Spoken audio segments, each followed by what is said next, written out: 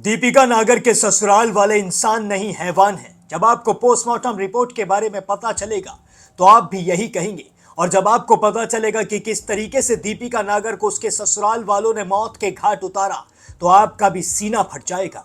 और जब आप दीपिका नागर की मां के शब्द सुनेंगे, जब आप दीपिका नागर की बहन की बातें सुनेंगे तो आपके आंसू रुक नहीं पाएंगे।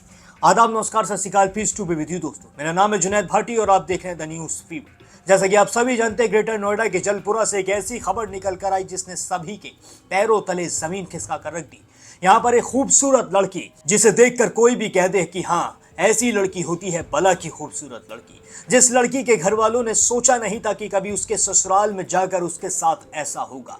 जिस लड़की के घर वालों ने उसकी शादी में करोड़ों रुपए का खर्चा किया था। स्कॉर्पियो एन से लेके 50 लाख रुपए के जेवरात से लेके 25 लाख रुपए कैश तक सब कुछ अपनी बेटी को दहेज में दिया था, यही सोचकर कि उनकी बेटी ससुराल में जाकर खुशी खुशी रहेगी, उसकी एक इज्जत होगी। लेकिन ससुराल में उसकी रत्ती भर भी इज्जत नहीं थी, बल्कि उसे मारा पीटा जाता था। उसका पति ऋतिक और उसके ससुराल वाले उससे फॉर्च्यूनर की डिमांड करते थे और ज्यादा कैश की डिमांड करते थे। दीपिका नागर हमेशा अपने माँ बाप को फोन करके बताती रहती थी कि इन लोगों को फॉर्च्यूनर चाहिए, जिसके जवाब में दीपिका की माँ कहती थी कि मैं कैसे भी करके इन्हें फॉर्च्यूनर भी दूंगी। लेकिन तो कुछ दिन के लिए शांत रहे। दीपिका ने अपने पिता को फोन किया था और कहा था कि मुझ पे बहुत ज्यादा दबाव बनाया जा रहा है, अब मुझ में झेलने की क्षमता नहीं बची है। यही सुनकर दीपिका के पिता भागे भागे दीपिका के ससुराल भी पहुंचे थे और वहां पर मामला जैसे तैसे करके सॉर्ट आउट भी कराया था। आपस में बातचीत करके मामले को सुलटाया था और वापस अपने घर आए थे। लेकिन जैसे ही दीपिका के पापा वापस घर पहुंचे तो उनके पास ससुराल से फोन आया कि दीपिका अब इस दुनिया में नहीं रही है, दीपिका ने खुद अपनी जान दे दी है। ये सुनकर दीपिका के पिता के पैरों तले जमीन खिसक गई, उनकी आंखों से आंसू रुक नहीं रहे थे। दीपिका के घर में मातम छा गया, लोग गिड़गिड़ा कर चिल्ला चिल्ला कर रोते नजर आए। सवाल बस यही करते नजर आए कि अभी जब दीपिका के पिता दीपिका के ससुराल में गए थे तब तो दीपिका बिल्कुल ठीक थी, तो अचानक उसके साथ ऐसा कैसे हो गया, जबकि दीपिका को समझा बुझा के उसके पिता वापस लौटे थे। लेकिन जब जैसे तैसे करके इस केस की गुत्थी खुलती गई, पोस्टमार्टम रिपोर्ट सामने आई तो निकल कर आया कि दीपिका के शरीर पर इतने चोटों के निशान हैं कि जिनके बारे में शब्दों से बयां नहीं करा जा सकता है। दीपिका के शरीर के अंदर इतनी ज्यादा अंदरूनी चोटें हैं, ऐसा लगता है उसे इतनी बुरी तरीके से मारा गया है जिसके बारे में कोई सोच भी नहीं सकता है। और यही सब देखने के बाद दीपिका के घर वालों का कलेजा पूरी तरीके से फट गया। दीपिका की बहन रोती बिलखती नजर आ रही है, कहती नजर आ रही है कि मेरी बहन के साथ आखिर उसके ससुराल वाले ऐसा कैसे कर सकते हैं। बेटी बचाओ बेटी पढ़ाओ का नारा तो हर तरफ मशहूर है। हमने अपनी बेटी पढ़ा दी लेकिन हम अपनी बेटी को बचा नहीं पाए, हम सिस्टम के सामने हार गए। दीपिका के ससुराल वालों को अब ऐसी सजा मिलनी चाहिए कि कभी कोई ऐसा करने के बारे में जिंदगी में भी सोच ना सके। अब आप सुनिए कि दीपिका के घर वालों का क्या कहना है। कभी हमने दीपिका का फेस देखा ही नहीं। कल हमने न्यूज में दीपिका का पहली बार हमने उसका चेहरा न्यूज में देखा है। कभी किसी पड़ोसी के घर आना जाना नहीं, किसी के घर को आना जाना नहीं, बहुत अच्छे तरीके से रहती थी क्योंकि घूंघट करके यहीं से जाती थी जहां भी उनको जाना होता था। ठीक है, कुछ ऐसे हल्ला गुल्ला आवाज नहीं, कभी हमने कुछ लड़ाई झगड़ा उनका कुछ नहीं सुना और ना ही। और ऋतिक लड़का भी अच्छा था, व्यवहार बहुत अच्छा है। ठीक है, कभी उसकी हमने लड़ाई नहीं सुनी ऋतिक की। हाँ, नहीं, हमने कभी ऐसा नहीं सुना। और शायद लड़का उतना पढ़ा लिखा है नहीं, तो जो ये है दीपिका, उन्हीं के लिए इनके ससुर स्कूल बनवा रहे थे। हाँ, हाँ, नहीं बनवा रहे हैं, वो मौके पे बनवा रहे हैं, वहाँ कंस्ट्रक्शन हो रहा है, स्कूल का कंस्ट्रक्शन हो रहा है।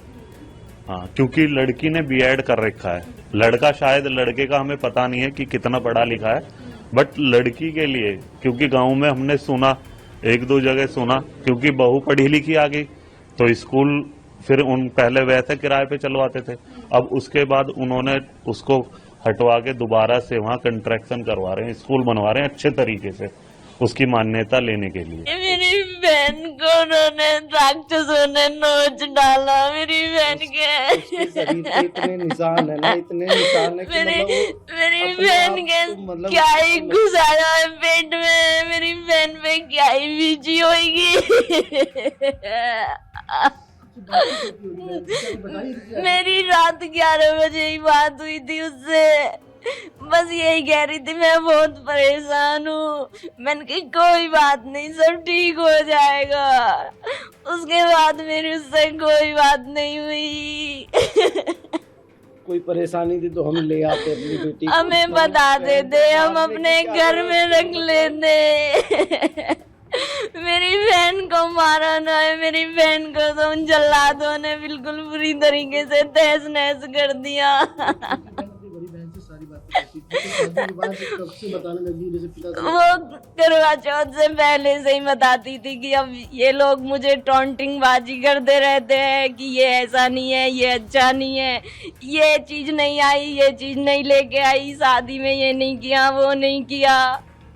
ये कहते थे अरे हमने तो लड़की देखी थी वरना वो हमारी औकात के नहीं थे।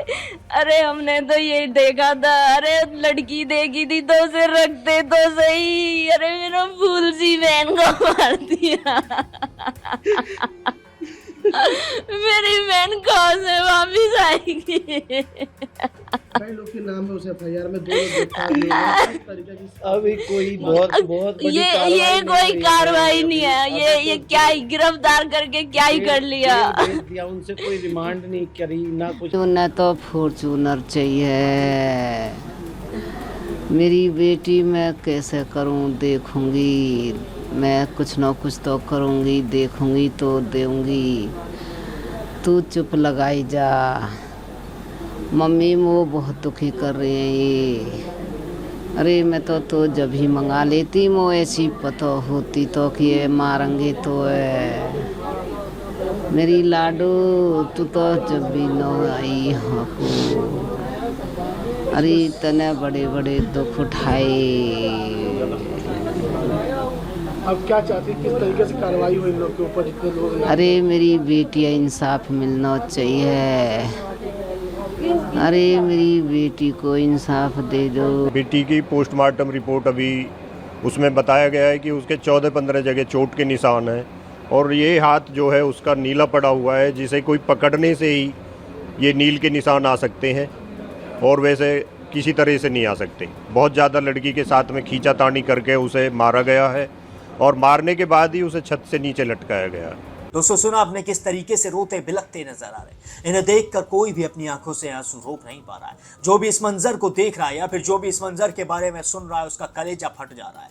जिसके घर में बेटियां हैं उसकी अलग टेंशन बढ़ रही है कि आखिर ऐसा क्या करें कि उनकी बेटी ससुराल में जाकर खुश रहे। दहेज देने के बावजूद भी ये हाल है तो सोचिए जो लोग दहेज ना देते होंगे उनके साथ क्या होता होगा। आजकल इन दहेज लोभियों की मांग और ज्यादा बढ़ती जा रही है। इतना कुछ देने के बाद भी ससुराल वालों को फॉर्च्यूनर चाहिए थी।